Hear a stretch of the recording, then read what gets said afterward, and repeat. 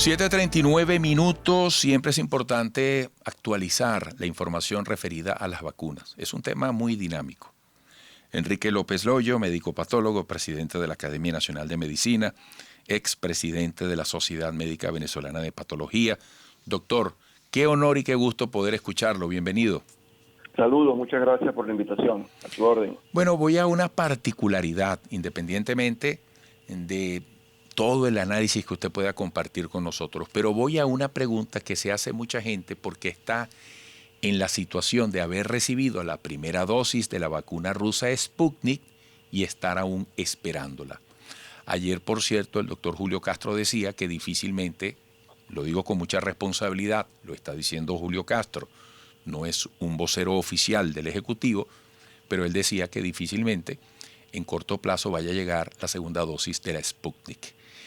En el caso de que sigan pasando los días y llegase el momento en que quienes se colocaron la primera dosis de la vacuna rusa no encuentren la segunda, ¿qué alternativa tienen? Bueno, existe la primera alternativa es esperar porque hay una, digamos, no es una promesa, sino que hay un compromiso para cubrir la segunda dosis. Esto es casi 500,000 de personas que probablemente estén a la espera de la misma. Tenemos inclusive familiares que están en esa situación y consideramos que debe en primera instancia tomarse en cuenta una serie de parámetros de trabajo de investigación recientes que han establecido que el plazo de espera en algunos casos de un trabajo emitido en Argentina alcanza los 90 días y otro en el cual los propios desarrolladores de esta vacuna rusa han establecido un plazo que hasta 180 días. Sin embargo, podría ser muy conveniente para la situación que está ocurriendo con la falta de producción interna de esta segunda dosis para la exportación. Ellos han tenido una situación grave interna de aumento del número de casos y toda la producción la han focalizado en Rusia y por eso es una de las causas que ha disminuido la posibilidad de cumplimiento de la misma a la entrega internacional de esta segunda dosis. Dentro de las alternativas tienen que ver algunas como la combinación de vacunación heteróloga, es decir, con otra tecnología. Más recientemente se ha establecido que una combinación con Sinopharm, las dos dosis de Sinopharm podía contribuir a que esto se podría subsanar. Sin embargo, en el caso nuestro, en la perspectiva de un país con poca cantidad de vacunas, enviar a la gente a vacunarse con otra dosificación realmente pone en peligro la cobertura del resto de la población. Le estaríamos quitando la posibilidad a un segundo venezolano, a otra persona en este caso, acceder al programa de vacunación. La vacunación con primera dosis alcanza una eficacia de 79%, que es muy similar a la eficacia que se obtiene con las dos dosis en el caso de la Sinopharm, que es la otra formulación en Venezuela. Por lo tanto, sería más prudente esperar el ingreso de la segunda dosis, la cual ha sido anunciada de manera oficial.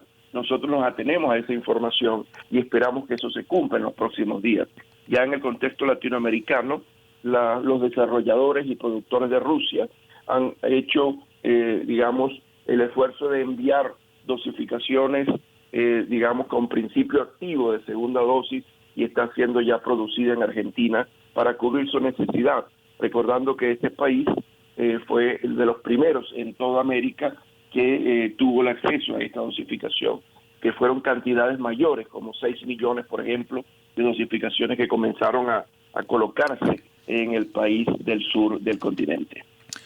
Doctor, en Venezuela llevamos 514 días de la cuarentena. En lo largo del camino a veces se pierde o se puede llegar a perder la concentración, el foco en la gran meta de la autoprotección hasta donde sea posible. Y vemos, por ejemplo, que la variante Delta impacta muy duro a una nación con la fortaleza de los Estados Unidos, que avanza, que intenta seguir adelante en su proceso de vacunación.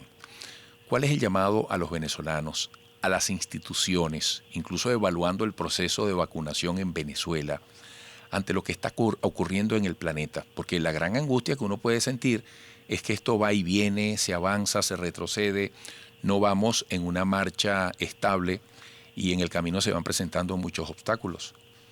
Bueno, primero usted ha observado que el anuncio inicial de apertura completa de todos los mecanismos de, digamos, en el país para que la gente tuviese libertad de movimiento, etcétera, han sido restringidos, y eso es muy prudente.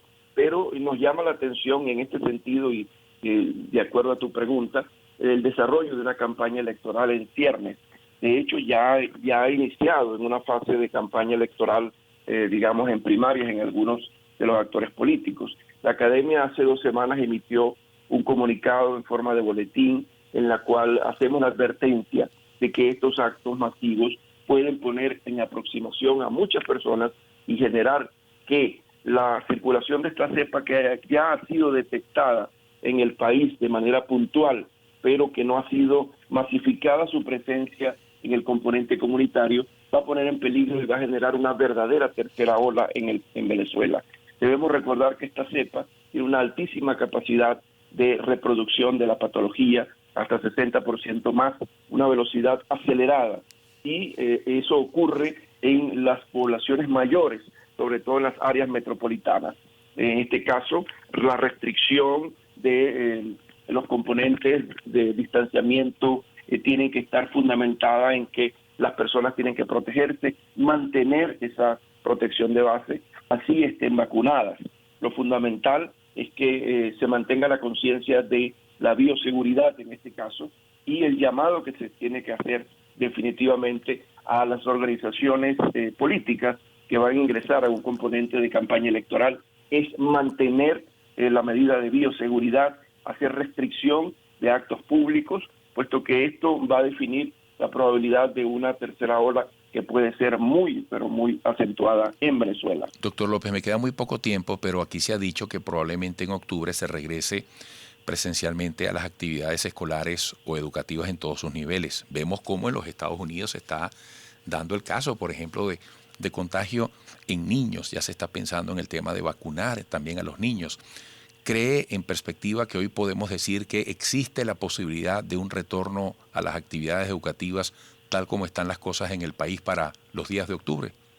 Lo fundamental en este caso es que las autoridades sanitarias tomen en cuenta que eso va a ser dependiendo de la fortaleza que haya en cuanto a el porcentaje de vacunación de la población en este momento.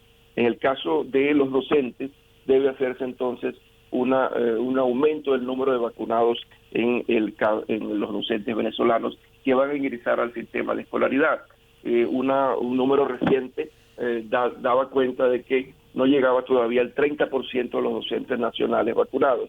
Y la nueva estructuración de la vacunación debe llevar a incorporar a la población entre 12 y 18 años, e inclusive ya hay estudios que se están adelantando fuera del país donde la vacunación en mayores de 3 años ya es un hecho, dependiendo además del uso de dosis específicas, lo que significa que la apertura completa del componente de escolaridad debe estar asociada al aumento significativo del porcentaje de vacunación, lo que va a asegurar que va a haber una restricción de la velocidad de la infección y se evitarán los picos. Bueno. De allí que igualmente eso va a depender que si haya llegado o no con fuerza la irrupción de la variante Delta en Venezuela. Así es.